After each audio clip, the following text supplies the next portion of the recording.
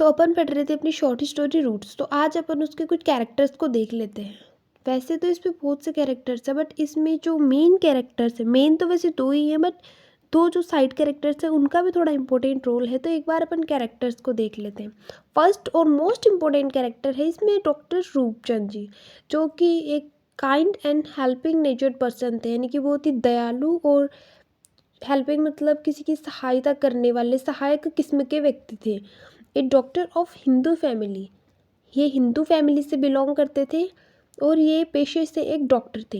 Headman of Hindu family, Hindu man family के headman थे, यानी कि हिंदू फैमिली के सबसे ज़्यादा एज्ड पर्सन थे।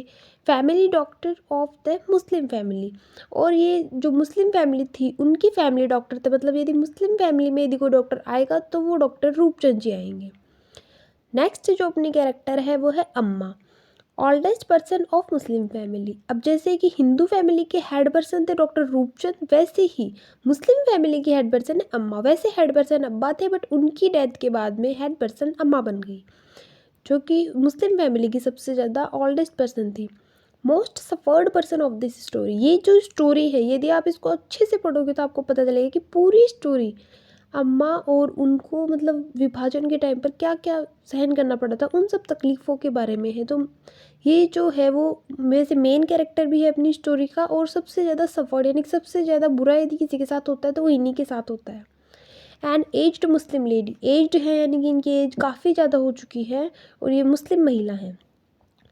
Some how hate doctor Rupchand in starting में जब डॉक्टर रूपचंद इनके फैमिली डॉक्टर होते हैं और जब ये बीमार होती है और इन्हें देखने के लिए इनका इलाज करने के लिए आते हैं, तब कहीं ना कहीं अपन को पढ़ के ये लगता है कि इनको डॉक्टर रूपचंद से उतना कोई लगाव नहीं है, इनको उनसे प्रॉब्लम है। But at last she started liking him, but last में जब अम्मा को उनकी पूरी फैमिली छोड़ के चली जाती है और डॉक्टर रूपचंद उन्हें वापस लेके आते हैं, तब से अम्मा जी का जो विचार है डॉक्टर रूपचंद जी के प्रति वो बदल जाता है और वो उनको लाइक करना स्टार्ट कर देती हैं। नेक्स्ट कैरेक्टर है अब्बा। ये वैसे इतने कोई मैन कैरेक्टर नहीं है, बट इन रियलिटी देखे तो मुस्लिम फैमिली के हेड यही हैं, इसलिए हम एक बार इनका थोड़ा सा इंट्रोडक्शन देख लेते हैं। ही वॉज हस्बैंड ऑफ अम्मा, जैसा कि मैंने पहले भी बताया था कि वो अम्मा के हस्बैंड थे। He was closely connected to mister Roopchand.